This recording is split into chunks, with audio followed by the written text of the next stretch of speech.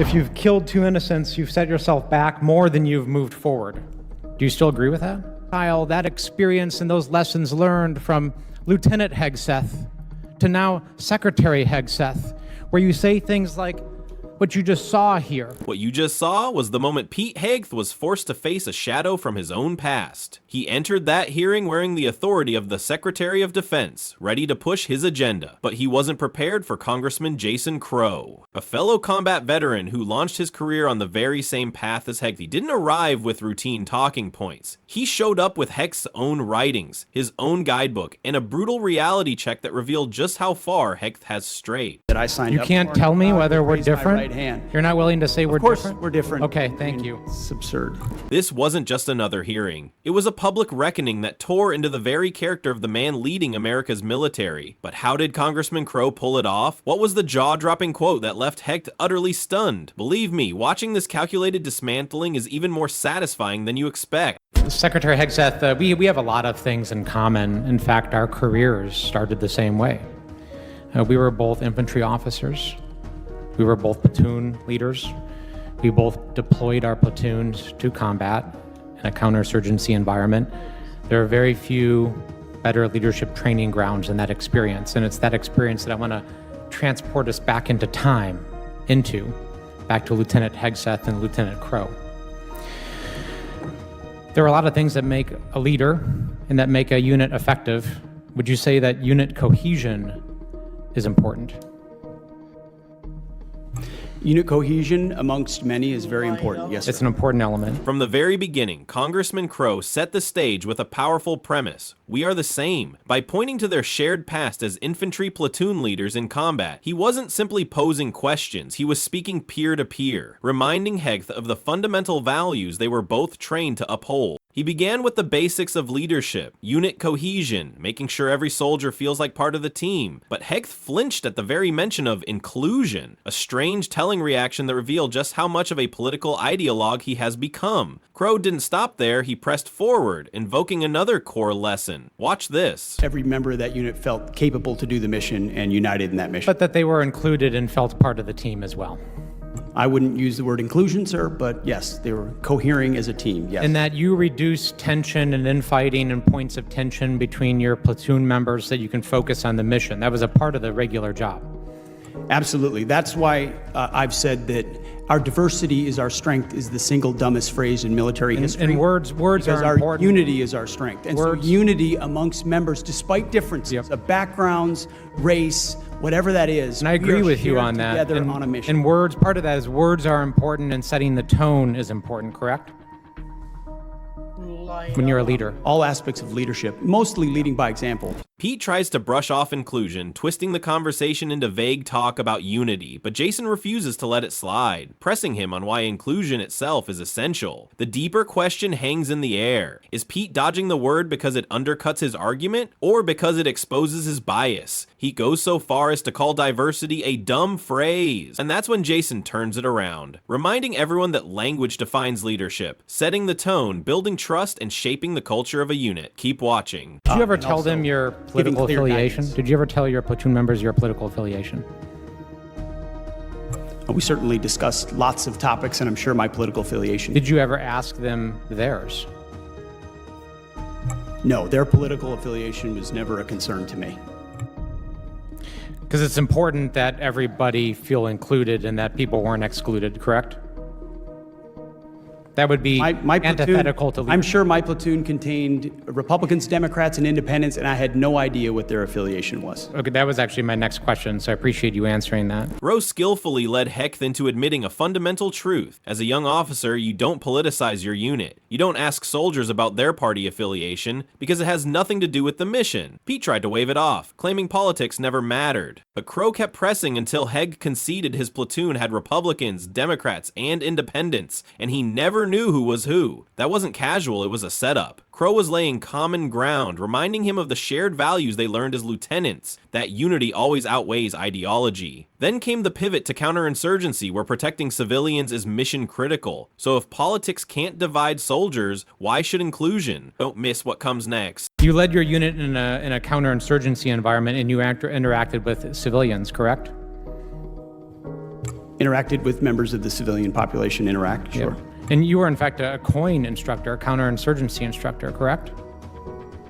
In Afghanistan in 2011 and 2012, I was the senior counterinsurgency instructor. And you signed off on a manual. There's actually a counterinsurgency manual that you signed off on and helped create. And your name's on that manual, correct? We were a part of creating a lot of content at the COIN Academy, yes. Do you remember this portion of the manual? If you've killed 2 innocents, you've set yourself back more than you've moved forward. Do you still agree with that? I would have to take a look at the manual, but obviously no one in warfare is seeking to kill innocents. Okay. Jason drew on his counterinsurgency experience, but he didn't stay vague. He drilled into the details, pointing out that Hegseth himself had signed off on the manual. When confronted with its own words about protecting the innocent, Hegseth couldn't even stand by them. He waffled. That was the moment the image of Lieutenant Heth, the soldier, began to fade, replaced by the politician dodging accountability. Crow seized the opening and pressed harder with the most fundamental question: what separates us from the enemy? The exchange revealed the gulf between credentials and responsibility, forcing viewers to wonder what experience is really worth. Because in the end, leadership isn't measured by rank or titles, it's measured by the ethical choices you make when it matters most. And as the tension built, one truth became undeniable: theory can never replace moral courage in the field. Because it's important to show why we're different from the enemy. Because we're not the enemy, right? We're different from our adversary. Would you agree with that? We have different morals and different values. We are not the enemy, sir.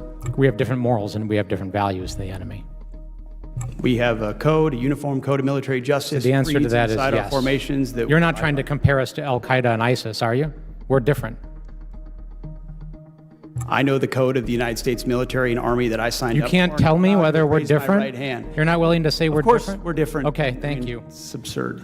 It was a jaw-dropping moment. The man nominated to lead the Defense Department struggled to state the obvious: the U.S. military holds different morals and values than ISIS or Al-Qaeda. Crow pressed relentlessly, cornering Hegseth into admitting, "We are different." After stumbling over codes and formations, he muttered, "Of course, we're different." But the hesitation spoke volumes. Does he truly understand the ethical line that separates us from our enemies? Colleagues looked on, stunned as the disciplined lieutenant dissolved into the evasive politician, revealing a startling gap between words and conviction. Don't go anywhere. Learned many of the same lessons as platoon leaders about unit cohesion, making sure that people were included, that we didn't ask people's political affiliation, that we interacted respectfully with civilian populations, that what a leader says matters, that the tone you set matters, that we are not the enemy, that we are different from them, we lead differently, we have different morals.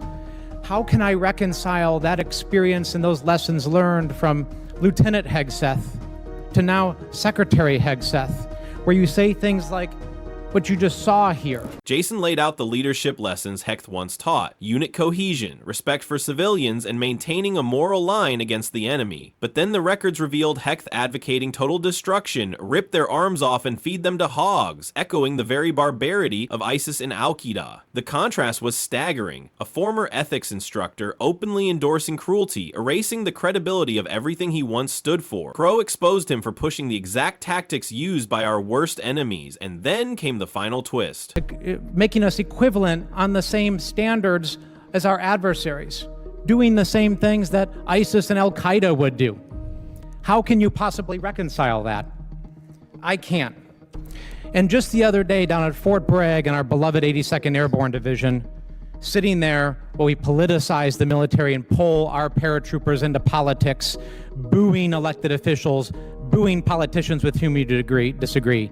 It's antithetical to our values, and you, sir, have changed. The hearing was a masterclass in accountability. Crow leveraged their shared history as soldiers to build a foundation of core values: unit cohesion, protecting civilians, staying apolitical, and upholding a higher moral standard. Then he turned Hegseth's own shocking words against him, showing that the Secretary of Defense had abandoned every one of those principles. This wasn't a mere political dispute, it revealed deep moral decay. The man once respected as Lieutenant Heth, a principled platoon leader had become a political operative willing to trade American values for cheap, tough guy rhetoric. He wasn't just defeated, he was exposed as fundamentally changed for the worse. And then it got even uglier. Crow's criticism sharpened when tied to the Signal scandal. An investigation revealed that Heth had leaked sensitive operational details in a casual Signal group chat, even adding a journalist by mistake down to the exact moment the first bombs would drop. National security experts warned this wasn't just careless. It endangered pilots mid-mission